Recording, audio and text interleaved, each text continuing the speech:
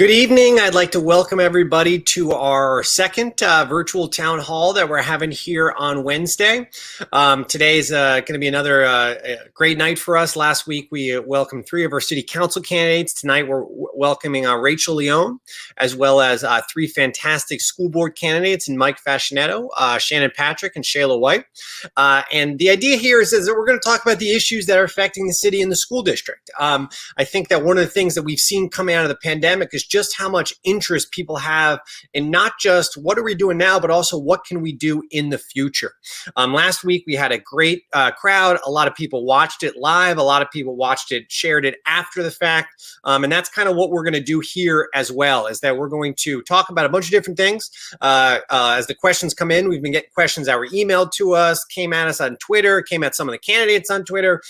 So we're going to try to get to a lot of different topics tonight, as well as answer all the questions that people might have. We're going to keep it to probably about an hour or so. So our plan is that I'm going to have Rachel come on first, and we're going to talk about a couple city issues and take a couple city questions. And then each candidate will be on for probably about 15 minutes or so, and then we'll wrap up shortly after 7 o'clock. We'll have the candidates come back then, just like we did last week, where people then came back, kind of gave a final statement, 60 seconds, 90 seconds. So hopefully you're going to have an opportunity to learn about the candidates, to ask some questions, to learn about how the cooperation and collaboration is going on, and it's going to go on between the school district and the city. One of the things that I've talked a lot about in the last couple of months, and is something that I am committed to, is just strengthening that relationship between the school district and our city. A lot of times we have the same goals, shared priorities, and when you talk to our principals, our building administrators, our teachers, our parents, there's a lot of overlap between things that the city does, things that the school district does, and also the community partners that we work with. And coming out of the pandemic, one of the things that we are committed to is how do we build better systems? Unquestionably, some of our systems as a country and as a community did not work well during the pandemic. But I know that the people that are running for school board, a couple of Shannon and Mike are already on there, are doing a fantastic job. And I'm looking forward to having a conversation about how we're going to move the city forward. I think that, one thing a lot of people are in Bethlehem is BASD proud. And that doesn't mean that we're just proud because we went to Liberty or Freedom or that we went to Bethlehem schools, but also that we're proud of what the school district stands for. And what the school district stands for is the idea that you should receive a diverse education, that you need to receive an education that sets you up for the real world. And every year, the Bethlehem Area School District does a fantastic job of preparing students to enter the workforce, enter college, enter the armed services, whatever it might be. So we're going to talk a little bit about that collaboration and, kind of what are some of our shared plans going forward. Without further ado, we are going to pull on our first city council candidate, Rachel Leone, who is joining us here. Rachel had a time conflict last week, so we're happy to welcome Rachel here to our virtual town hall. And I guess before we start answering any questions, Rachel, I'd give you a minute or two to introduce yourself, let everybody know who you are, why you're running for city council, and a little bit about yourself. Hi, I'm Rachel. I'm running for city council. I was born and raised in South Bethlehem. I went to Dunnigan, Brockville, and then Freedom. After Freedom, I joined the Navy. I was in the Navy for about 10 years. When I was in the Navy, I was an operations specialist, a bunch of terms that really don't translate well into the civilian life, but I was an air intercept controller, and I was a master training specialist. So I really specialized in training our trainers and our fighters. After I got out of the military, I moved to Hawaii. I was there for about 3 years. When I was in Hawaii, I ran a nonprofit organization that helped our lower income family service members, as well as the homeless community in Hawaii, with getting everyday items, clothing, food, toys for their children, household goods. After my time in Hawaii, I moved back to Bethlehem. I love it here, right back to South Bethlehem. This will always be home for me. Now I'm currently enrolled at NCC, so Northampton Community College. I'm a global studies major, and my focus is going to be environmental studies. Part of the reason that I ran, well, the majority of the reason that I ran, is that I like to volunteer. I spend most of my time volunteering, and a lot of questions would come up, a lot of discussions come up about, oh, it would be good if the city did this, if the city did that. And I was like, hey, why not just be in the room where the decisions are being made? So really to kind of help the nonprofits that are already doing a lot of the work get a voice in city council. Awesome. Thank you, Rachel, and thank you for your service as well. It's just fantastic, and I know I speak for everybody in Bethlehem when I say thank you for your service in the military, and also welcome to the conversation. Okay, so let's get our first question up here that we have coming in here. So it looks like we have Maggie H. As we come out of the pandemic, what are some priorities you think face our community in the next few years to come?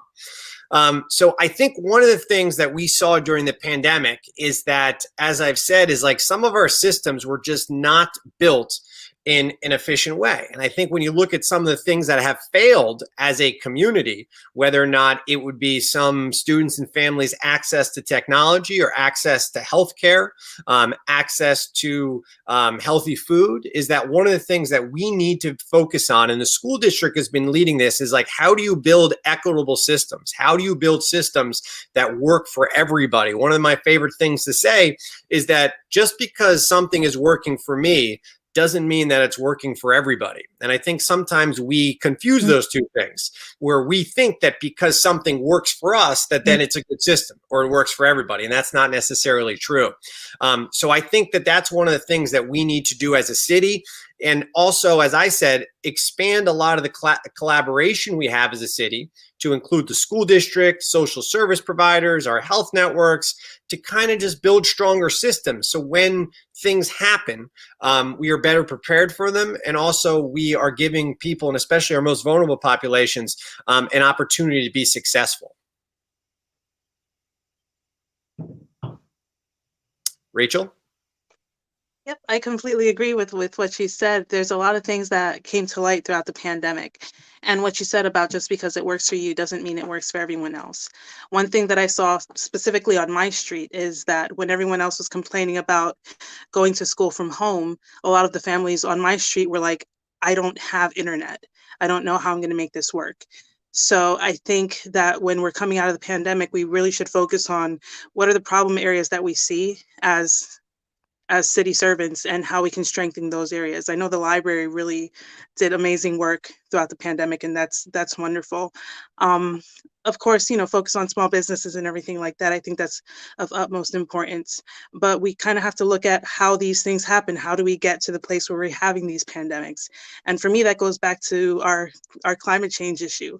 Pandemics are going to be exacerbated by climate change. So I think that as a city, we really need to focus on what we're doing to address how we are seeing climate change and what we can do about it. Yeah, and I would add to that when we take a look at the pandemic, and one issue I know we've talked a lot about, that issue of affordable housing, is that the pandemic has, there are some people that have gotten through the pandemic, and economically at least they have not suffered. But our most vulnerable populations, and I know I see this with my students at Allen High School, is that a lot of my students at Allen High School have had to take on 20, 30-hour a week jobs because of the struggles that a lot of their families are having with just paying the rent. And I think one of the things that we're going to focus on, and we talked about this a little bit last week, between an affordable housing trust fund and a task force, and working with our nonprofits in our community, is that we need to understand that for a lot of people, life is getting more difficult. And that's not just housing, but it's all of the other services, access to food, your monthly bills, and things like that. So we just need to be aware that there are a lot of people in our city whose experience is not my experience, and it's not the experience of people in city council, and it's not maybe the experience of people that we talk to every day. And we need to build systems around that. Okay, okay, Rachel, did you want to make another comment there? Yeah, with what you said about affordable housing, that triggered another memory that I was thinking about talking about, and that's the need for a brick and mortar shelter. Once we come out of this pandemic, we're going to see a spike in homelessness. Every news outlet has been reporting this, and they've talked about the fact that once these moratoriums come due, people are going to be forced out of their homes. And I just really believe that as a city, it's of utmost importance that we build a brick and mortar shelter so that we know, or the people in our community know, where they need to go if it gets to the point where they are on the street. They know that they have a place where they can be safe and they can access resources that would be available to them. Yeah, and I would agree with that. And I think that one of the things with, both our homeless population and a lot of these issues we're talking about is the numbers are almost guaranteed to be underreported, both because of people's reticence to report some of these struggles, but also just their lack of access to the reporting mechanism. And I think that that's another one of those situations. And one of the things we've talked about is hopefully that, as we find out what we can spend our stimulus funds on, that we are able to hopefully, make some progress on finding a way to support some type of permanent shelter here in the city. Okay, let's go to the next question here. What's our next one that we have coming here? Can you explain the Bethlehem Environmental Action Plan? So our climate action plan was, thank you, Eric B, for that question. Our climate action plan was released on Monday after over a year of planning. And I really think it's an exciting time. For us as a city to take a look not just at the issue of climate action and what we can do to do our part for this issue that's affecting our country and the world, but also the sustainability piece is how do we build better neighborhoods? How do we build more walkable neighborhoods? How do we build, how do we build a community that's going to maintain that quality of life that we've always had in the city of Bethlehem? So one of the things we talked about on Monday was that we're going to have a series of events this year that are going to kick off kind of the different sectors of our climate action plan. But it's gonna be a community-wide effort. We had almost 50 institutions. I think we probably had almost 700 people attend the various public meetings. So there's a lot of excitement. We're going to work with our Environmental Advisory Council. We're going to try to make sure we get as many of these priorities implemented as soon as possible. I know one of the ones that I'm most excited about is the idea of adding a director of sustainability to the city of Bethlehem to work in City Hall to kind of coordinate a lot of efforts. And I think it's like I said, I couldn't be more excited at the product that our community created. And Rachel, I know you've talked about this before, so what are some of your thoughts on our climate action plan? I'm very excited about the climate action plan, as you know, Willie, but not people who don't know me. No, I was part of that steering committee. There are so many things that came out of that steering committee that were incredible. The idea of equity, about community health. I'm really excited about the Green Ribbon Commission and how that's kind of going to play out. The part of the climate action plan that kind of had my heart and my focus during the steering committee was the concept of environmental justice, especially on the heels of the pandemic. You're seeing that there's a lot of intersectionality between where low-income areas are, their proximity to factories, their access to green spaces, their access to water, their access to affordable housing and affordable food. So I really believe that the climate action plan will address environmental justice issues that we have even here in Bethlehem. So for me, I'm really excited about that. I'm really excited to see what's going to come of this, and I know that it has a lot of community support. Yeah, and one of the other things that I would say that when we take a look at this, and you said this correctly when you talked about climate change is going to affect our most vulnerable populations. When people talk about systemic racism, and we talk about where some of our neighborhoods were built, what their access is to transportation, to economic opportunities, like all of those decisions that were made decades ago. As we get closer and closer to the increased effects of climate change, we're going to see that systemic racism only become a bigger and bigger and bigger issue. And it's going to be something that, it's by the time we realize what is going on, it's going to be too late, which is why we need to be very active and very aggressive here as far as taking on these issues and also just being honest about it. I think that, it's a situation where, and Rachel, I know this is something that we've talked about before, is for some reason, like people mention those two words like systemic racism and like they think like the sky is going to fall, as if like we're unable to have a conversation about things that or decisions that people made decades ago that still influence our city now. And climate action, and not just here, but everywhere, it's going to affect our most vulnerable populations. And I think one thing, Rachel, as you said, and I know you were a leader in a lot of those conversations within the planning process, is that this is about environmental justice. It's not just about oh, let's feel good that we did something, or let's feel good that we're doing our own part. But it's like, how do we correct mistakes that, previous generations have made, and how do we protect our most vulnerable populations? And, that's one thing that I don't know what percentage you put on it, but the majority of the people that were involved in these conversations in the planning process, this was one of their top priorities. And, I just couldn't, I think obviously for all of us going forward is as well. Rachel, I don't know if you wanted to make any additional final comments here on that issue. No. Okay. You summed it up great. I got you. Well, Rachel, thanks for coming on here. What we're going to do is that we're going to welcome our next up is going to be Shannon Patrick, our school board, our vice president of the school board. But Rachel, just stick around because we're going to bring you back on at the end then to right around 7 o'clock or a couple minutes after to make some final comments with the rest of the candidates. But once again, Rachel, I want to thank you for coming on. Thank you for running for city council. Thank you for bringing your perspective. And we're just thrilled that you're here. So thank you. Thanks for having me. Absolutely. Okay, so next up here we have our vice president of the Bethlehem Area School Board, Shannon Patrick. Welcome, Shannon. Thank you so much for having me. Of course, as we said before with Rachel, you're the first thing you got to do is just introduce yourself here in the first minute or two.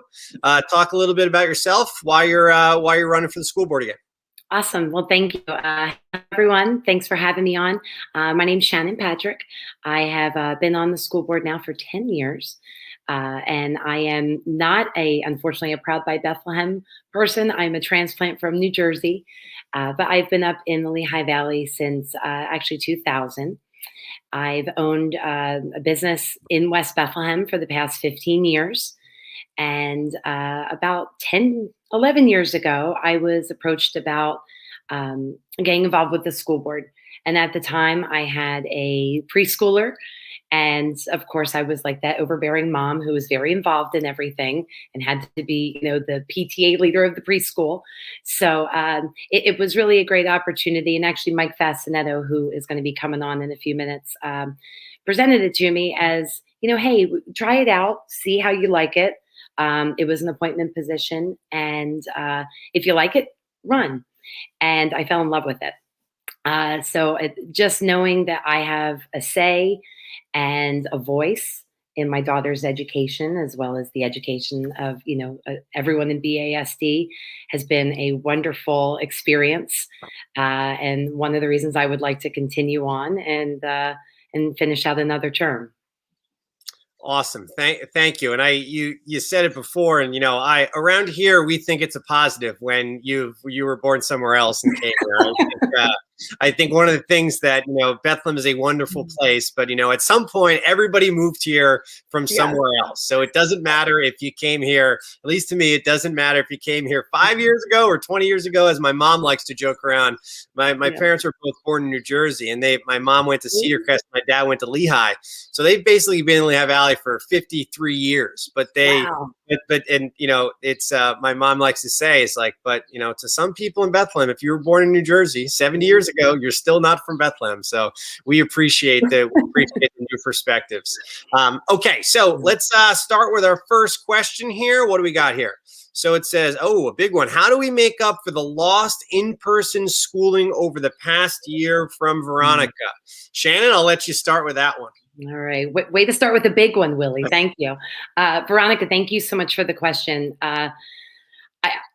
Where do we even start? I am a parent of a student in Bethlehem Area School District. She's in 8th grade. And while we're very thankful that she's had a great school year, there is definitely a lot of learning loss going on. I'm very excited to say, actually at our last meeting, we got a real clear kind of agenda for the summer months about how the district plans to address a lot of these issues. As I'm sure many people know, there were a slew of federal grants, federal funding that came through, some of which, if you've been to any of or heard any our meetings is going to be slated for some facilities updates and upgrades. A lot of that is going to be used during the summer for in-person tutoring, for coaching, and the district has done a phenomenal job mapping out this plan to basically bring every possible resource in for the students. This is going to include the addition of long-term substitutes during the summer, student teachers, which is a huge resource, because if you think about the student teachers, they haven't been able to go into schools to get that hands-on learning because of COVID. So this is a great opportunity for them to catch up and really see kind of what they're walking into as educators. Then with these summer programs, there's going to be a lot more drill down. They can specifically address like issues with math, with reading, especially with the district being so heavily focused on reading by grade 3. That's going to be a huge focus. There's a lot to do, but I think too we've asked a lot of our parents this past year. We've asked a lot of our students, and mostly we've asked a lot from our teachers. And I think, first of all, we have to acknowledge that everyone has done the best that they can with what they've had to work with. And I know a lot of people are very quick to say, oh, well, the kids are only going to school 2 days a week. What are our teachers doing? Our teachers are pulling their hair out, and they've been working around the clock. So I think, first of all, we have to give kudos to them for all that they've done and putting in all the extra time. So much of it isn't seen. You don't see what goes on behind the scenes. But I think the district, not to kind of skew off, the district has a really great plan to address those students that are experiencing the most learning loss prior to the beginning of next school year.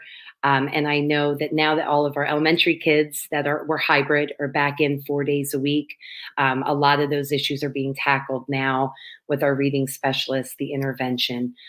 So we're going to be okay, but we have to be patient, and we all have to work at this together. Yeah, and I think that, as my full-time job is I teach over there at Allen High School, and I would agree with a lot of what you said, and what we've seen. And I've always been super impressed with everybody on the board and Dr. Roy and Dr. Silver and their whole team about just how you guys use data to drive your decisions, and how you track data, and how you're necessarily able to follow kids' reading levels and things like that. That's not easy. That takes a lot of work. And I know that, any conversation that you've had with anybody within the school district administration or on the board, those losses that have occurred this year have been painful. And obviously we've dealt with a global pandemic, and the school district has done the best decision, made the best decisions they can. But I think, as we start to look at how do we build that back up, how do we build back up that progress? I think that, it's difficult, but you guys are on top of it. And I think one of the things that I know I see, and it goes back to what you were saying, is a lot of times the kids that are suffering the most, they're not going to tell us. They're not going to, they're not going to walk in and talk to their teachers. They're going to fall behind. And I know that, I don't care who you are as a teacher, your students trust you, but there's some information there that they're just not comfortable. They're embarrassed. They don't want to talk to you about. And it's gonna be a difficult situation, but I know that the school district, from what I've seen from listening to the meetings, is that you guys are on top of it. And I think that it's just reminded us about how much cooperation and collaboration needs to exist between the city and the school district as we start to come out of the pandemic here. Yeah. And I think, Willie, too, especially you being an educator, you see it firsthand every day. Yeah. If I could just mention one thing, too, and Rachel had mentioned this before about connectivity issues. The district has done a phenomenal job reaching out to community partners and also corporate partners with RCN, Service Electric, to get internet access to those that need it. Whether it be access at the libraries, jetpacks, the little mobile internet packs. So, I mean, that has been a phenomenal undertaking that the IT department did go through and continues to go through. And I would say, and I've said this publicly at council meetings, is the school district has done a fantastic job at trying to fix this short-term issue. But this is a long-term issue for our community, and it's on the city to lead that conversation. We don't need to be the ones that come up with all of the solutions, but we need to take the lead on that conversation.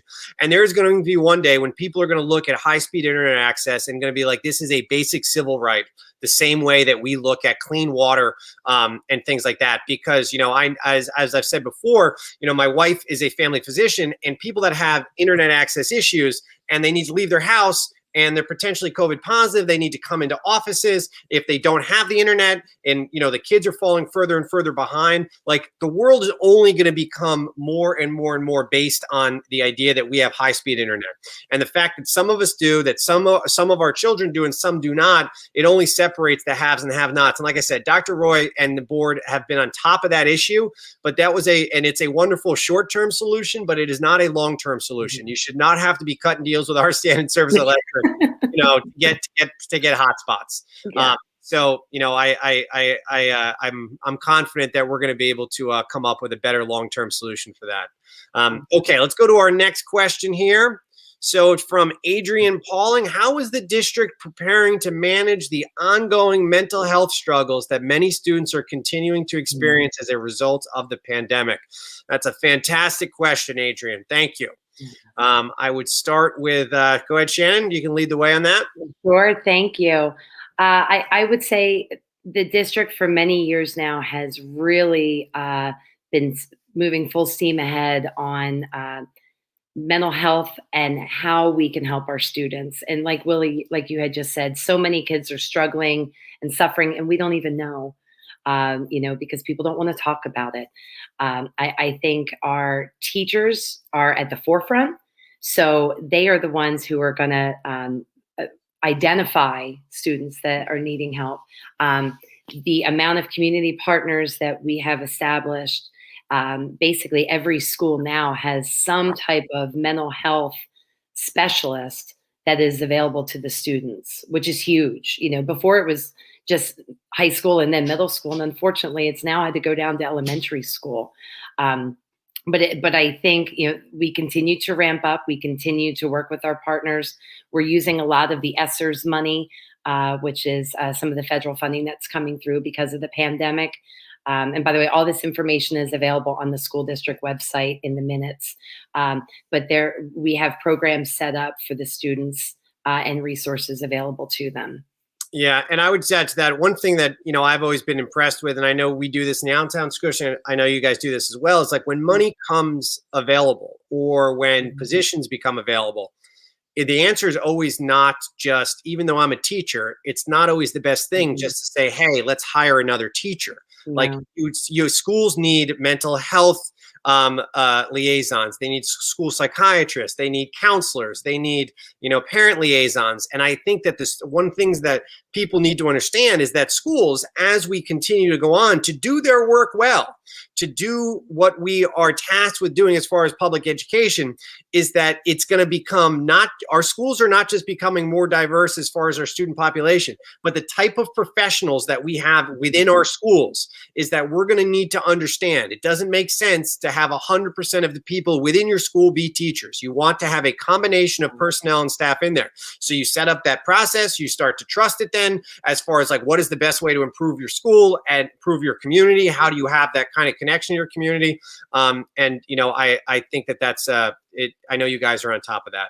So thank you. Okay, Shannon, we're just about out of time here. So once again, I want to thank our Bethlehem School Board Vice President, Shannon Patrick, for joining us and answering the questions. And Shannon, good luck in your re-election campaign. You know, you've done a great job, and I'm certainly looking forward to seeing you for another 4 years in the school board. Wonderful. Thank you so much, Willie. I appreciate you having me. Absolutely. Have a great night, Jim. You too. Okay, so thank you, Shannon. We are going to now welcome on our school board president, Mike Vasinetto, to join us here. Mike, how are you doing tonight? I'm super. How are you? I'm doing well. So, Mike, first thing we do here is we allow you a minute or two to introduce yourself, as far as, your background, or, why you're running for school board again, maybe some of your priorities, and then we'll take a couple questions. Sure, thanks. Well, I'm Mike Vasinetto. I've been on the board. This is my 12th year, 3 terms.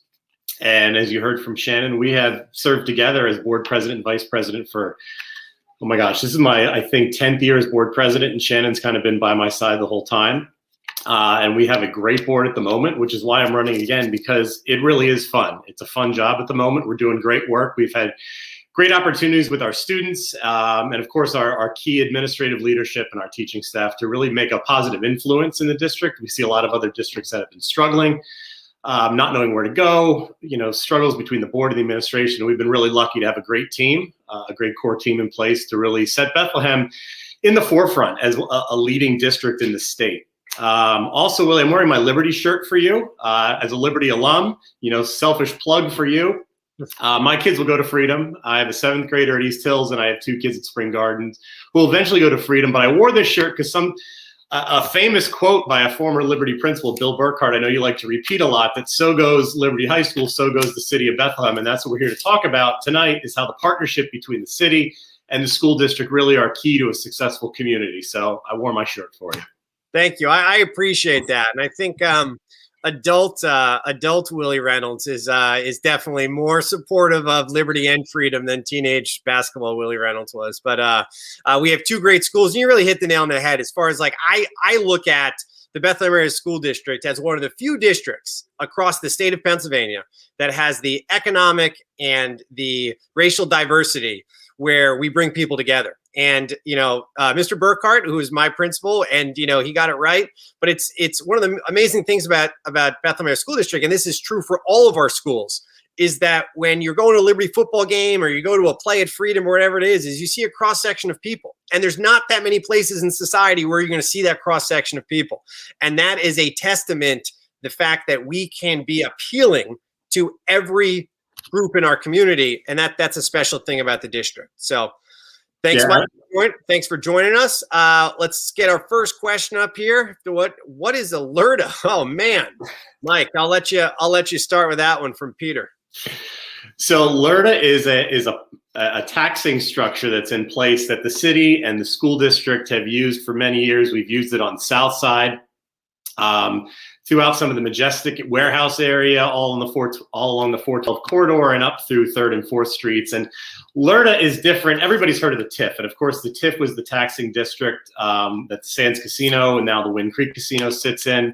And that was a partnership for 20 years where it funneled a lot of tax money once the casino was opened up that allowed us to build out the Arts Quest campus and really revitalize that section of South Side. Lerna is a much more, I think, palatable tax incentive. And what it does is it phases in a tax increase or the increased tax revenue on property improvements over a 10-year period. So in year 1, the property owner sees a lot of tax benefit. And then as you get up to year 10 or however the Lerna is structured, the municipalities get more and more of the tax revenue. So it only goes on new improvements. So if I have a business and I want to invest $100,000 in it and the tax rate increases, that increased tax rate on that improvement level is kind of abated for a course of 10 years. And again, it's phased in and typically 10% added each year. So it's a nice way to partner with the city, partner with the county and the school district, and give people who are willing to invest in the city a break, but then not give up tax revenue that could be used for the benefit of all students and of course all people in the city. So like I said, it's done a great job on South Side, and Willie's, thanks to your leadership and some keen thinking between the city and the school district, we actually just approved a new Lerna a few years ago that takes North Side into consideration, in that kind of neighborhood around Moravian College, William Penn Elementary, just off Broad Street. When you go kind of north of Broad Street, we don't think of that area as depressed or in need of improvement, but when you start to look into some of the neighborhoods, some of the side streets, we realize that there is opportunity for growth there and for people to invest. So that's our most recent Lerna, the one that's been in the news over the past several years, and I think really gives a good opportunity for improvement, because that neighborhood, as we've seen it, is kind of teetering on the edge of it could go either way. And we thought that was a great opportunity to interject and give some tax relief for people to invest, who want to make an investment in that part of the city and kind of revitalize that area before it kind of, drifts in the wrong direction. So really excited about that. And that was a great opportunity where the city and the school district kind of came together at both together at the same time, and thought, wow, this makes a lot of sense for everybody. Yeah, and I would add to that is that, if you take a look at our last 25 years since Bethlehem Steel closed, the fact that we've used these economic development incentives have helped to revitalize the Bethlehem economy in a way that you just don't see in other mid-sized cities. And it's been, past administrations between the Donchez administration and the Callahan Cunningham administration that really kind of brought together these, cross-taxing body, connections that are what we need. And why this is so important is because, like, the school district, they want to see redevelopment and revitalization as well, because as we put properties back on the tax rolls, and there it creates jobs and it creates tax revenue to help pay for the things that our schools need, such as new schools and teachers and things like that. And at the same time, sometimes, and I know the school board has been a partner in this in ways that if they didn't understand why it was as important for Bethlehem to redevelop and revitalize some of our property, we wouldn't see the type of job growth that we've seen in the city. And that comes down to the fact that the school district has said, we understand why this is an important project for Bethlehem today. We'll put off some of the tax revenue that we need 2, 3, 4, 5 years down the road. And because we know that this is an important project. And one of the things about the school district goes back to that comment from Mr. Burkhardt is, we need a successful Bethlehem for a successful school district. And we need a successful school district for a successful city.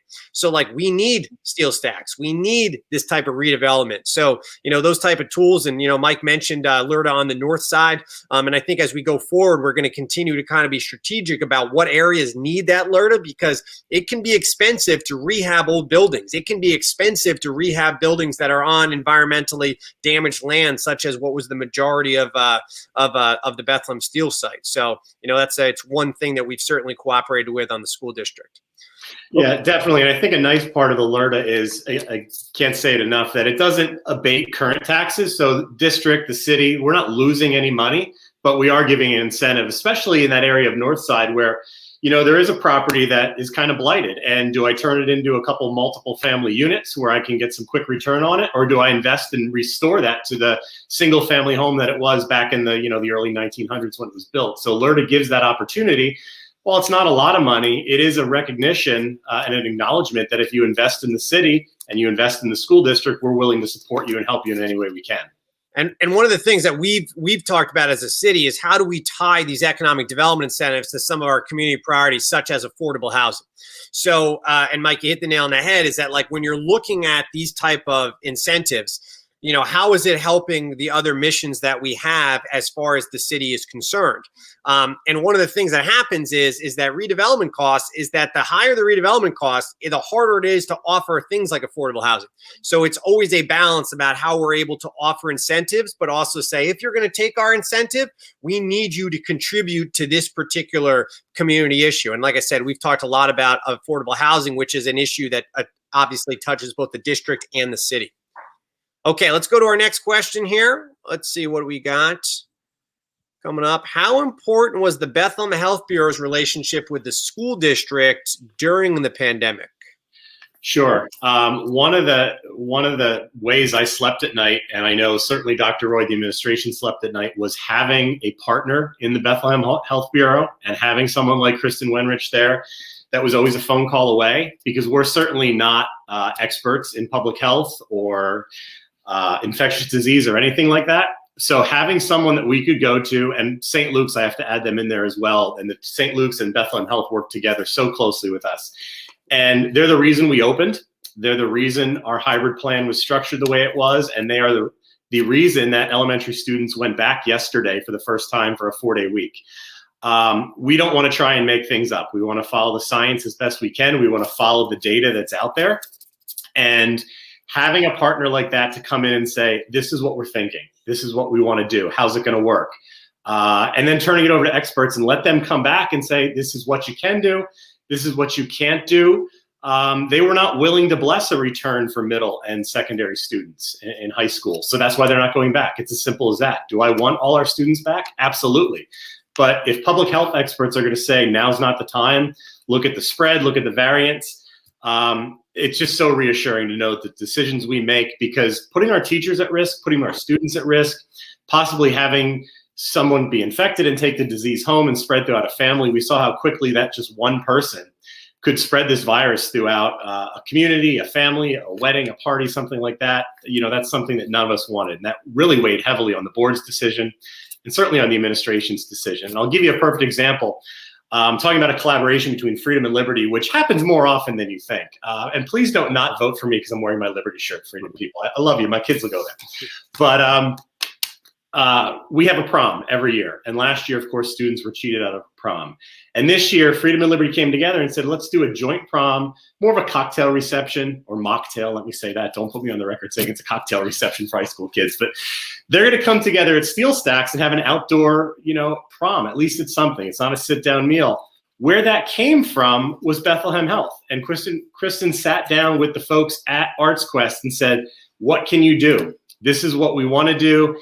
And when she was comfortable with the plan, we could then say, this is a safe way to do it. This is something we can get behind. So I don't envy districts that don't have a community health partner like we do. I don't envy places that don't even have a county health department. We're lucky enough to have the county. We're lucky enough to have the city. We're lucky enough to have St. Luke's. And I can't thank the city enough for really putting a member of the Bethlehem Health Department in our schools and embedding that person for contact tracing, which is, as we got into the fall in October and November and December, just became almost unmanageable at times. So we could have never done it on our own. A district of our size, over 13,000 students, 2,000 employees, to have the professionals in the health department, it's the reason we're open. And I know it's the reason Dr. Roy can sleep at night.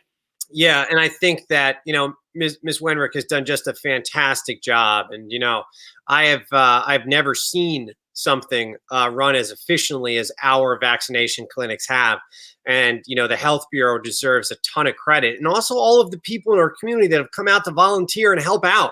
There are a lot of people that are volunteering their time to work on, crowd control as far as the cars and, social distancing in line and just checking people in. And it's been a really, really impressive thing to watch and to be a part of. And, I think that oftentimes people like to talk about what government doesn't do well or can't do and so on and so forth. But, the Bethlehem Health Bureau has saved lives, and, it's probably saved hundreds of lives in our city and in our community. And it's all of those other things that getting people vaccinated, dealing with all of the changing kind of regulations, dealing with the state, as far as their rules about vaccines and things like that. It's not just the school district that the Bethlehem Health Bureau has helped to get going again, but it's our businesses, it's our community, it's our, it's as our churches start to bring people back. Those things are all super, super important. And one of the things that was the tipping point there was that, people, once they started to get vaccinations, if we didn't give out those vaccinations, all of these important things would not have been able to happen. And Ms. Wenrick deserves a ton of credit, and I think that as the rest of the Health Bureau does and the administration and, their just cooperation with the school district and everybody on your staff is just, it's helped out the district, but it's helped out everybody in the community. And it's gotten our lives closer to where they were previously than you see in a lot of other communities. And, I couldn't agree more. Okay. I think we have time for one more quick question for you before we got to move to Sheila. So, Phil K. Simple. Biggest challenge for the district going forward. Mike, I'll let you speak to that one. And that's my simple last question. Yeah.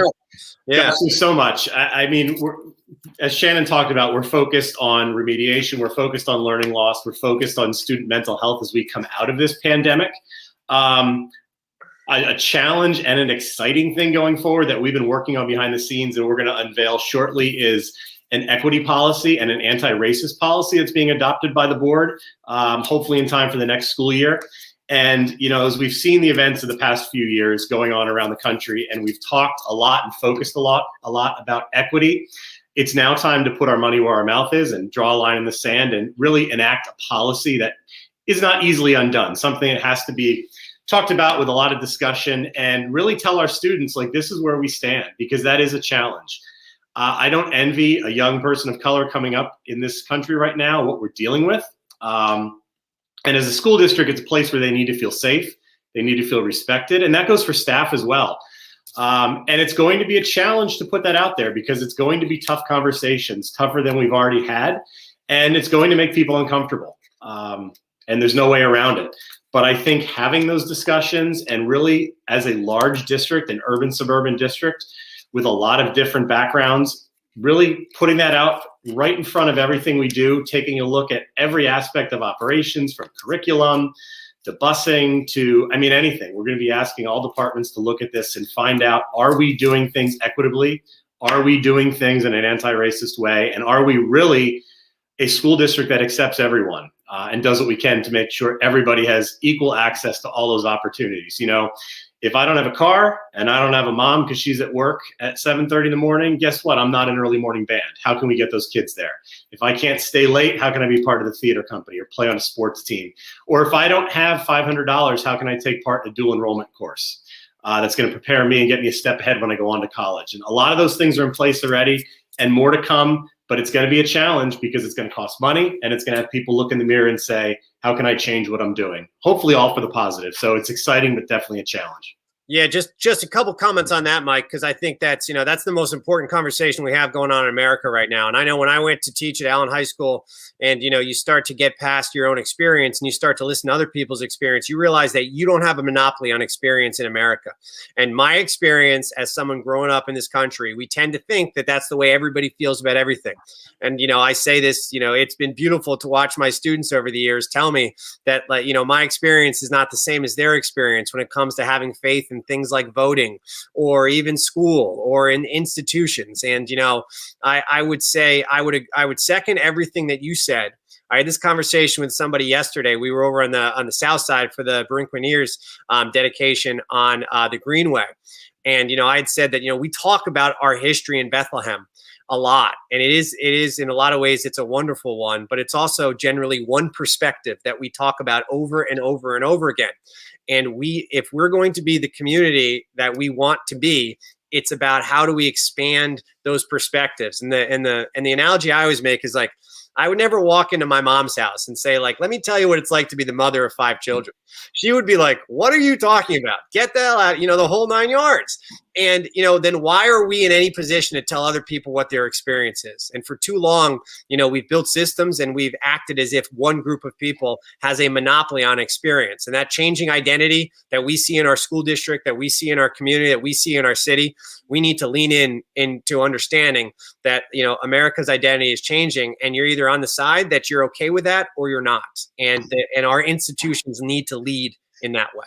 So I agree with you, Mike. That's why I like voting for you. That's why you're doing a great job. And, that's why we have such a great school district. So I will, Mike, thank you. Hold on for backstage here for a couple minutes. We'll bring everybody on in about 15 minutes to make some last couple comments here. But we're going to bring on our final candidate here for the school board. Someone that I've been fortunate enough to call a friend for a long time. Sheila White, welcome. First thing we do, Sheila, is we allow you a minute or two to introduce yourself, talk about why you're running, and then we'll take a couple questions. Okay. The name is Sheila, Sheila, and it's spelled, yeah. I apologize. That's okay. No, it's okay. You're a Pennsylvanian. You're going to pronounce things badly anyway. Ha ha ha. Now, I'm actually a transplant to the Lehigh Valley myself. I grew up in Wisconsin, so you probably hear that delightful Midwestern flat in my accent. But my name is pronounced Sheila. It's actually an Irish spelling. And I can totally relate to Mike Vasinetto's last name, 2 C's and 2 T's, because my maiden name is Giappetta, which was 2 P's and 2 T's. So, yeah. Anyway, when I came to the Lehigh Valley in 2005, I was here for a position at Lehigh University that had a lot to do with arts and community engagement on campus and off campus. And in that role, I developed a lot of relationships and learned a lot about the Bethlehem Area School District. When I came here in 2005, my children, I have twins, they were 2 years old. And we started out in the Lehigh University childcare, which gave me an opportunity to meet other parents. And then because my office on campus was very close to Holy Infancy School, and that's also my family background, we felt most comfortable that the right place for my kids when they were in the early grades was at Holy Infancy School. And when they were done with classes in first and second grade, they were able to walk to my office on South Bethlehem. And I remember some of my colleagues go like, "You let your kids walk?" I'm like, "Yeah, South Bethlehem is a great community and they know what they're doing." But they kind of outgrew that school academically. And we transferred over to Northeast Middle School when they were in 6th grade. And it wasn't until that first parent meeting that blew our minds. I mean, the public school, so many opportunities for our kids, and they thrived. In fact, one of the things that some parents of multiples, or even kids who have a twin or a multiple themselves, sibling, they know that when you're in school, you're kind of always unified. You're tied at the hip. And they were given the option by Principal Roz if they wanted to be in the same classroom or in separate classrooms. And they jumped at the chance to have separate lives. And the school supported that. They didn't try to keep them lumped together. And so every once in a while, they'll come home from school now with fun stories about teachers. Like, are you guys related? Or, and it's coming along. Anyway, long story short, they're graduating from high school this year from Liberty High School. Very proud of the opportunities that they took while they were in their schools. But the reason why I chose to run for school board is more than just the fabulous experience we had as my husband and I had as parents. 2012, I decided to investigate educational leadership degree at Lehigh because I just finished the program called Leadership Lehigh Valley. And the program there was an opportunity for me in my work at Lehigh to get to know all of the systems in the Lehigh Valley. Every month we met and we learned about the health system or local government or the police or whatever. And the last session that we had was about the judicial system. And we met at Northampton's Juvenile Detention Center. And at this point, I'm one of those people, those annoying people that asks questions all the time in sessions, and you know what I'm talking about.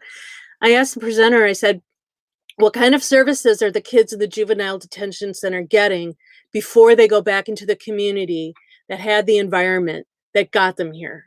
What kind of coping skills are they getting? And the presenter just said to me right there, you need to run for school board.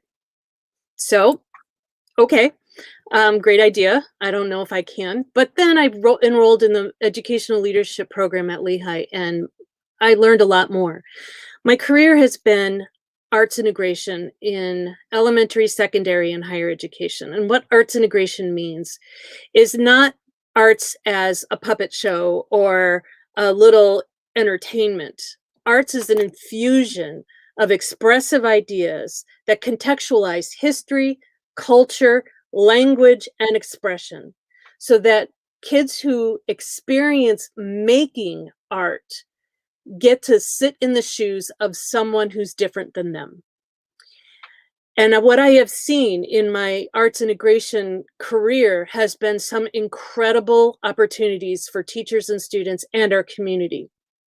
So that's why I wanted to run for school board, is not only what I've seen in my kids' experience, but what I've seen as a member of this community, these amazing programs of community partnerships that have been connecting with the Bethlehem area schools. I want to jump on the school board to help ensure that those continue, and that all of the kids, if they choose to, they have the opportunity to participate, because it's not just about knowing our numbers and letters.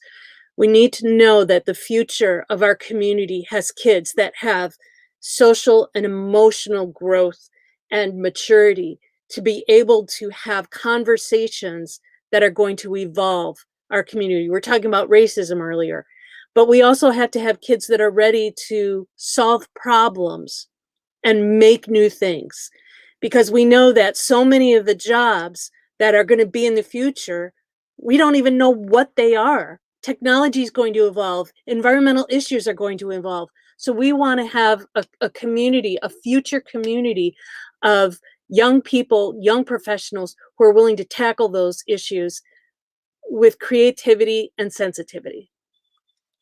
That's a lot. And I'm a professor too, so I can talk. Anyway. I'm the son of two professors. I know how it is. I would agree with you. And like the most important thing about school, and I learned this as the years go on as a teacher. And I think as the years go on, it is less and less about content and more about the skills that you're talking about. Is how do you work together? How do you react to criticism? How do you react to people that are not like you? How do you find a common ground with people that might not share the same culture as you do? And I think that the mission and the reason why year after year after year we read these stories about Bethlehem area school grads that are 25, 30, 35, 50 years old that are doing wonderful things is because they received that socialization in the Bethlehem area school district. And as I said before, there is nothing that represents the diversity of our community more than if you go and you're watching a Liberty athletic event or a Freedom athletic event or theater or whatever it is.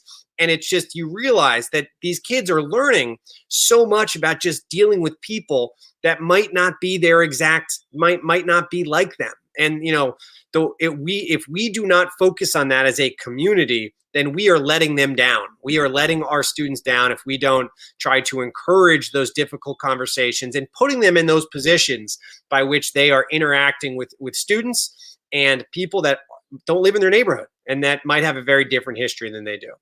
Okay, so let's get our first question up here. Can you speak to the importance of community support for schools, maybe especially during the arts during so much virtual learning? Sheila, you can start with that one. Sure. Well, the arts encompass a lot of different expressive ideas. So, we're talking about the visual arts, dance, music, theater, creative writing, poetry, video work, you name it. I mean, we're all born artists. It's sometimes our experience as we go older, we are told we're not artists, and that curiosity and that willingness to try new things just kind of dies away. So a lot of the importance of the community support for the schools, especially in the arts, is because it gives a kid a chance to learn how to fail. Because failing in the arts is actually how you learn. I don't know anybody who picks up an instrument and knows exactly how to play it perfectly. You squeak, you groan, you play weird notes. And it's through learning how to get your own feedback and analysis. Is that how you learn to improve your work? That's one of the important things about it. So with community support, so many of the programs that are in the schools, they have a small budget in the Bethlehem area school district budget annually, but a lot of it needs extra support. That's why you see it in the sports teams as well. That's why you see the car washes. That's why you see kids asking for program ads for their theater programs, or bake sales or whatever is allowed. And in COVID, every one of these programs in middle schools, elementary schools, and high schools, they've had to pivot into a virtual world. And the teachers in our schools have done miracles, making sure that these kids still have a chance to connect with the arts and stay connected with each other. Kids in middle school, especially 6th and 7th grade, they're socially driven creatures. They come to school wanting to learn because they want to be there. They want to be there because they have the opportunity to shine. They have the opportunity to shine in after-school programs, extracurricular programs, sports, arts, you name it. And if we really want to have kids be in these programs, we need to know that every one of them needs financial support to be able to do that. And it's not that we're asking kids to become professional artists. We just want them to make art and be involved. And the community support of that is to show up at a concert, to just watch and see how these kids are growing over the years. And I would take it a step further than that, as far as saying that community support is concerned, is that art is also where we have a lot of the difficult conversations. And I don't care if you, what the arts or music you get into, but that is something you can take with you for the rest of your life. That's your thing. That is where you find yourself, you express yourself. And one of the things that we see is we see so many people, we see a lot of adults that don't have that kind of healthy expression. But as far as the community support for arts is, I always say this, it's like when somebody wants to do a new project, it could be a new play, a new mural, a new what it is, there is a million things that will get in that person's way. It's like if there is a microphone, like, are you going to get up there and sing the song? Are you going to get up there behind the piano? There's a lot of things that can stop you between you having the idea to do that and getting up there. And what the community can do in that process of art is just support, support, support. I was talking to someone today about this, is that if we take a look at like the Greenway on the South Side, and let's say arts organization, someone like Touchstone Theater wants to use the Greenway for some type of production, some type of community conversation. One of the things that people like the city can do is make that process as easy as possible. There are a lot of reasons why people don't want to do something new. And when you're talking about all the things like the permitting and all that bureaucracy, you want everybody that you run into on that journey to make your event happen, be supportive and help out. And you're right. It could be like, hey, I already bought my ticket. Hey, it might be volunteering. Sheila, I think I saw you go over there to help Brockle with their upcoming musical a couple of weeks ago on like a Saturday or Sunday, where someone put something out and you ran over for 2 hours. But like, we can do things in a lot of different ways. But the biggest thing that we can do as a community and say is, if you want to be an artist, if you want to share something, that we're going to collectively find a way to support you. And, you know, we have the great arts and music in the Lehigh Valley all the way into our school district. And you're right. Once again, I know Rachel was in the band at Freedom, is that, you know, it's our arts and music programs in our school district are top notch. And one of the things that we need to do is make sure that every kid has that opportunity to be a part of them. Mm-hmm. Okay, let's go to our next question. What is going on with the school district to handle or address racism? Is it being freely discussed? From Abby. Second time this question came up, so you're asking the right people. Sheila, you want to start with that? Yeah, and I would refer back to what Mike Vasinetto was saying about coming up with a anti-racism statement and equity. I think it also means that we have to learn how to listen. We have to learn how to understand that our perspective is one perspective. We also have to be able to put language on things and behavior. So for instance, we have to understand what microaggressions are. We have to also know that schools right now are learning restorative practices for disciplinary measures with kids. Brockle's got a great example with the principal and the teachers there with restorative practices, and that's growing. It's going to take a lot of time to untangle how we got here in terms of not understanding each other and not being aware of certain things. We also have to pay attention to what our leaders look like. And I mean, my last name is White. I'm white. I'm from the Midwest. I have a very specific experience that is not fully well-rounded. And our kids need to see teachers and leaders that look like them. So we have to also take some time to develop more relationships and open doors so that future teachers in the classroom, future leaders, future community leaders are representatives of the community as a whole. And Willie, you said it earlier in this program. You want to see diversity? Come to a school event and look around you. That's our community. And it is incredibly diverse. We want the representation of the voices of all of our community to be at the table to make sure that we're taking all of these perspectives as we move forward. Yeah, and I would agree. And, you know, as I said before, is I think there's a lot of people that are nervous today about any conversation that includes the word race. It's any conversation that includes the word race, people get nervous about. And, you know, I think one of our challenges is having those conversations, but also not turning, but also making them as inclusive as possible as places that we can have conversations to make progress. You know, I said this before about, you know, my students, is when I got hired to be a teacher, and, you know, I'm sure this is the experience of a lot of teachers, is like when you get hired to be a teacher, you're thinking, okay, this is how I'm going to do my classroom. This is how I'm going to teach. This is what I'm going to do. And then you realize, like, if you teach that way, you aren't doing your job as efficiently as possible. It's what do your students need? It's what are the parents of the students looking for? What can you do to meet the students in their space, in their energy? It is not their job to come meet you 100% in your energy or your space or your culture. And, one of the things I've tried to do during my time at Allen, and I failed more than not, is, learn Spanish, which is the primary language for a lot of my students. And just learning and failing Spanish in front of my students, it gives them the power over me because they are very, very good at something that I am not as good at.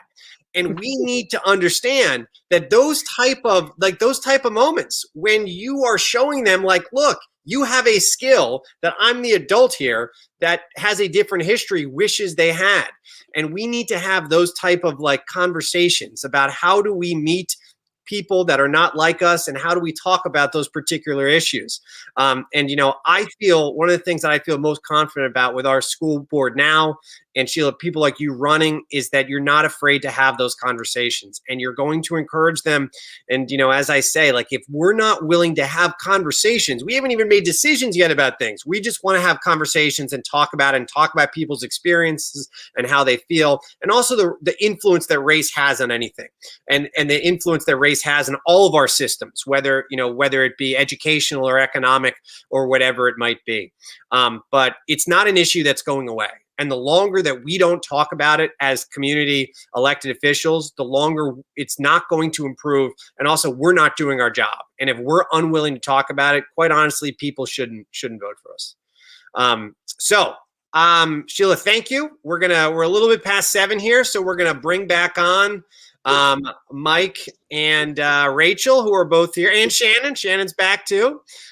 So I guess we will, we'll finish up here by letting everybody answer this question like we did last week.